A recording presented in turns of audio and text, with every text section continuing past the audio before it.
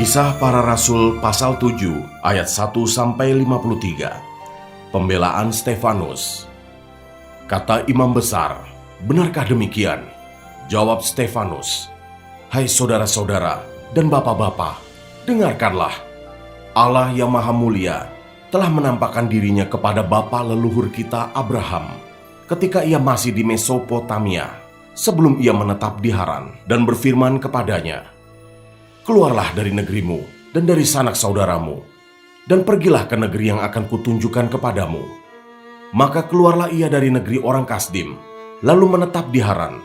Dan setelah ayahnya meninggal, Allah menyuruh dia pindah dari situ ke tanah ini, tempat kamu diam sekarang. Dan di situ Allah tidak memberikan milik pusaka kepadanya, bahkan setapak tanah pun tidak. Tetapi ia berjanji akan memberikan tanah itu kepadanya, menjadi kepunyaannya dan kepunyaan keturunannya, walaupun pada waktu itu ia tidak mempunyai anak. Beginilah firman Allah, yaitu bahwa keturunannya akan menjadi pendatang di negeri asing, dan bahwa mereka akan diperbudak dan dianiaya 400 tahun lamanya. Tetapi bangsa yang akan memperbudak mereka itu akan kuhukum. Firman Allah. Dan sesudah itu mereka akan keluar dari situ dan beribadah kepadaku di tempat ini. Lalu Allah memberikan kepadanya perjanjian sunat. Dan demikianlah Abraham memperanakan Ishak, lalu menyunatkannya pada hari yang ke-8. Dan Ishak memperanakan Yakub, dan Yakub memperanakan ke-12 bapa leluhur kita. Karena iri hati, bapak-bapak leluhur kita menjual Yusuf ke tanah Mesir. Tetapi Allah menyertai dia dan melepaskannya dari segala penindasan, serta menganugerahkan kepadanya kasih karunia dan hikmat. Ketika ia menghadap Firaun, Raja Mesir, Firaun mengangkatnya menjadi kuasa atas tanah Mesir dan atas seluruh istananya. Maka datanglah bahaya kelaparan menimpa seluruh tanah Mesir dan tanah Kanaan, serta penderitaan yang besar, sehingga nenek moyang kita tidak mendapat makanan. Tetapi ketika Yakub mendengar bahwa di tanah Mesir ada gandum, ia menyuruh nenek moyang kita ke sana. Itulah kunjungan mereka yang pertama. Pada kunjungan mereka yang kedua, Yusuf memperkenalkan dirinya kepada saudara-saudaranya. Lalu ketahuanlah asal-usul Yusuf kepada Firaun.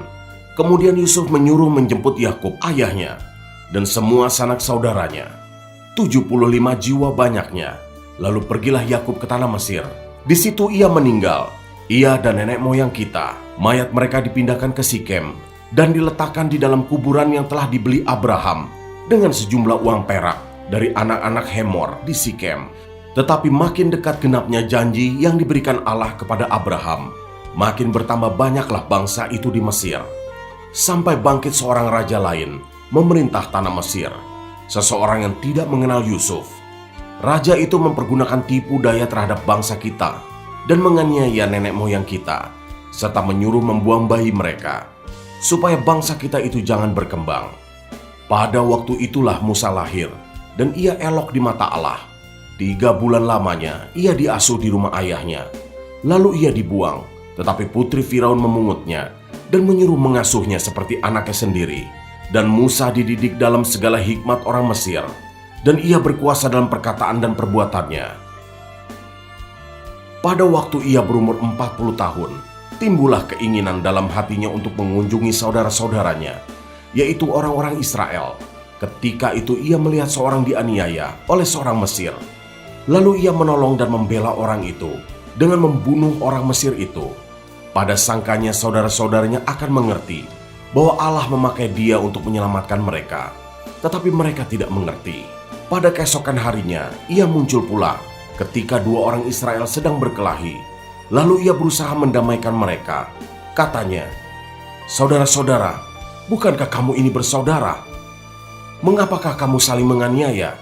Tetapi orang yang berbuat salah kepada temannya itu menolak Musa dan berkata, "Siapakah yang mengangkat engkau menjadi pemimpin dan hakim atas kami? Apakah engkau bermaksud membunuh aku, sama seperti kemarin engkau membunuh orang Mesir itu?" Mendengar perkataan itu, larilah Musa dan hidup sebagai pendatang di tanah Midian. Di situ ia memperanakan 2 orang anak laki-laki. Dan sesudah 40 tahun tampaklah kepadanya seorang malaikat di padang gurun gunung Sinai. Di dalam nyala api yang keluar dari semak duri. Musa heran tentang penglihatan itu Dan ketika ia pergi ke situ untuk melihatnya dari dekat, datanglah suara Tuhan kepadanya. Akulah Allah nenek moyangmu, Allah Abraham, Ishak dan Yakub. Maka gemetarlah Musa, dan ia tidak berani lagi melihatnya. Lalu firman Allah kepadanya, tanggalkanlah kasutmu dari kakimu, sebab tempat di mana engkau berdiri itu adalah tanah yang kudus. Aku telah memperhatikan dengan sungguh kesengsaraan umatku di tanah Mesir, dan aku telah mendengar keluh kesah mereka, dan aku telah turun untuk melepaskan mereka. Karena itu marilah, engkau akan kuutus ke tanah Mesir. Musa ini yang telah mereka tolak dengan mengatakan, siapakah yang mengangkat engkau menjadi pemimpin dan hakim? Musa ini juga telah diutus oleh Allah sebagai pemimpin dan penyelamat oleh malaikat yang telah menampakkan diri kepadanya di semak duri itu. Dialah yang membawa mereka keluar dengan mengadakan mujizat-mujizat dan tanda-tanda di tanah Mesir, di Laut Merah dan di padang gurun 40 tahun lamanya. Musa ini pula lah yang berkata kepada orang Israel, seorang nabi seperti aku ini akan dibangkitkan Allah bagimu dari antara saudara-saudaramu. Musa inilah yang menjadi pengantara dalam sidang jemaah di padang gurun di antara malaikat yang berfirman kepadanya di Gunung Sinai dan nenek moyang kita. Dan dialah yang menerima firman-firman yang hidup untuk menyampaikannya kepada kamu. Tetapi nenek moyang kita tidak mau taat kepadanya, malahan mereka menolaknya. Dalam hati mereka ingin kembali ke tanah Mesir. Kepada Harun mereka berkata, buatlah untuk kami beberapa Allah yang akan berjalan di depan kami, sebab Musa ini yang telah memimpin kami keluar dari tanah Mesir, kami tidak tahu apa yang telah terjadi dengan dia. Lalu pada waktu itu, mereka membuat sebuah anak lembu dan mempersembahkan persembahan kepada berhala itu. Dan mereka bersuka cita tentang apa yang dibuat sendiri oleh mereka. Maka berpalinglah Allah dari mereka dan membiarkan mereka beribadah kepada bala tentara langit, seperti yang tertulis dalam kitab nabi-nabi. Apakah kamu mempersembahkan kepadaku korban sembelihan dan persembahan selama 40 tahun di padang gurun itu, hai kaum Israel? Tidak pernah. Malahan kamu mengusung kemah Molok dan bintang dewa Refan, patung-patung yang kamu buat itu untuk disembah. Maka aku akan membawa kamu ke dalam pembuangan sampai di seberang sana Babel. Kemah kesaksian ada pada nenek moyang kita di padang gurun, seperti yang diperintahkan Allah kepada Musa untuk membuatnya menurut contoh yang telah dilihatnya. Kemah itu yang diterima nenek moyang kita, dan yang dengan pimpinan Yosua dibawa masuk ke tanah ini, yaitu waktu tanah ini direbut dari bangsa-bangsa lain yang dihalau Allah dari depan nenek moyang kita. Demikianlah sampai kepada zaman Daud. Daud telah mendapat kasih karunia di hadapan Allah, dan ia memohon supaya ia diperkenankan untuk mendirikan suatu tempat kediaman bagi Allah Yakub. Tetapi Salomolah yang mendirikan sebuah rumah untuk Allah.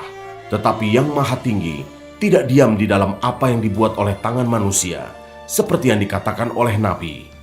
Langit adalah tahtaku, dan bumi adalah tumpuan kakiku. Rumah apakah yang akan kamu dirikan bagiku? Demikian firman Tuhan. Tempat apakah yang akan menjadi perhentianku? Bukankah tanganku sendiri yang membuat semuanya ini? Hai orang-orang yang keras kepala dan yang tidak bersunat hati dan telinga, kamu selalu menentang Roh Kudus, sama seperti nenek moyangmu, demikian juga kamu. Siapakah dari nabi-nabi yang tidak dianiaya oleh nenek moyangmu? Bahkan mereka membunuh orang-orang yang lebih dahulu memberitakan tentang kedatangan orang benar, yang sekarang telah kamu khianati dan kamu bunuh. Kamu telah menerima hukum Taurat yang disampaikan oleh malaikat-malaikat, akan tetapi kamu tidak menurutinya.